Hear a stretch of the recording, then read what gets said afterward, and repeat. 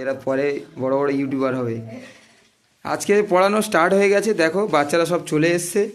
Already আমি এতগুলো জিনিস পড়িয়েছি। তো অনেকে ভাবছো ঘুমাচ্ছ এখনও বাড়িতে, যে স্যার এখনও পড়ানো চালু করেনি। আমি কালকে হুগলি, আজকে জয়নগর ফতেপুরে এসে পড়াশোনা কিন্তু চালু হয়ে গেছে। হ্যাঁ, দেখো এতগুলো পড়ানো হয়েছে, বিভাজ্যতার নিয়ম টিয়মগুলো। আজকে যে ক্লাসটা করেছি সেটা আরেকবার করে বলে দিচ্ছি, তোমরা দেখো। যে প্রথমে বলেছি যে অঙ্ক আর গণিতের মধ্যে কি পার্থক্য আছে। তো অঙ্ক মানে কি বললাম? অঙ্ক মানে সংখ্যা, যে 1 2 3 4 5 6 7 8 9 এইগুলোকে বলা হয় অঙ্ক। আর গণিত মানে হলো যোগ বিয়োগ গুণ ভাগ। তো তোমরা এতদিন জানতে যে অঙ্ক আর গণিত একই, কিন্তু অঙ্ক আর গণিত একই নয়। আমাদের অঙ্ক মানে কিন্তু সংখ্যা, কারণ এক অঙ্কের সংখ্যা মানে এক অঙ্কের সবচেয়ে বড় সংখ্যা কত হবে? এক অঙ্কের সবচেয়ে বড় সংখ্যা 9। এক অঙ্কের সবচেয়ে ছোট 1। 3 অঙ্কের সবচেয়ে বড় সংখ্যা 3টে 9, 999 মানে 3টে 9। আর 3 অঙ্কের সবচেয়ে ছোট 1টা 1 আর 2টো 0। 3 অঙ্কের সবচেয়ে ছোট 100, তাই তো? 1টা 1 আর 2টো 0। সবকটা 1 নয়, কিন্তু সবকটা 1 নয়। তারপরে কি? তারপরে এই যে যোগ কি করে হয় সেটা বলেছি বাচ্চাদের, একদম ক্লাস 1 2 যে মোট করতে বললে যোগ করতে হয়। বাদ চলে গেলে, কেটে গেলে, পচে গেলে, ধসে গেলে, খসে গেলে এইগুলো কি হয়? বিয়োগ করতে হয়। গুণ কখন হয়? যখন একটা বলে দেবে, অনেকগুলো বের করতে বলবে, তখন কি করতে হয়? গুণ করতে হয়। আর যখন অনেকগুলো বলে দিয়ে একজনের বের করতে বলবে, তখন কি করতে হয়? ভাগ করতে হয়। এরপরে চলে এসেছি আমরা বিভাজ্যতার নিয়মে, তাই না?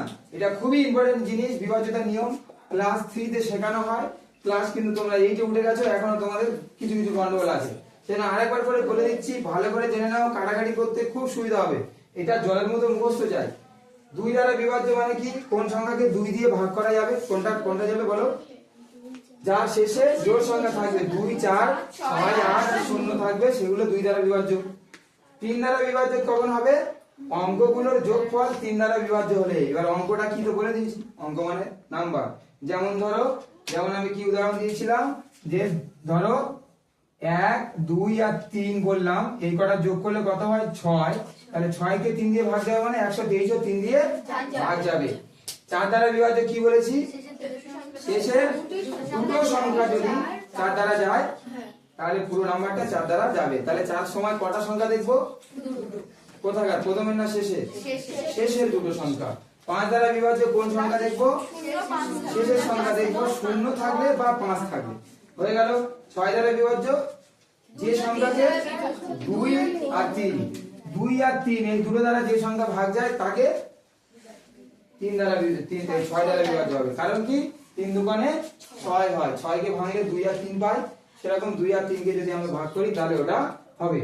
9 দ্বারা বিভাজ্যটা 3 এর মতোই, শেষের এই অঙ্কগুলোকে যোগ করে যদি 9 দিয়ে ভাগ যায় তাহলে সেটা 9 দ্বারা হবে। আর 10 দ্বারা বিভাজ্য মানে শেষে কি থাকবে? শেষে 0 থাকবে। তোমরা তার জন্য এইগুলোকে আমি প্রিন্ট আউট করে এই দেয়ালের চারদিকে মেরে দেবো, দিলে তোমরা সব সময় দেখতে পাবে এবং মুখস্থ হয়ে যাবে। আর বীজগণিতের সূত্র করে দেবো। তাহলে এইটুকুই কাজ আজকে থাক, আর বেশি দিচ্ছি না। কালকের থেকে কিন্তু আরো বেশি বেশি কাজ দিয়ে দেবো, ঠিক আছে? আজকে এই পর্যন্ত থাক। যাদের টোকা ভাঙি টুকে নাও, নিয়ে চলে যাবে। Thank you.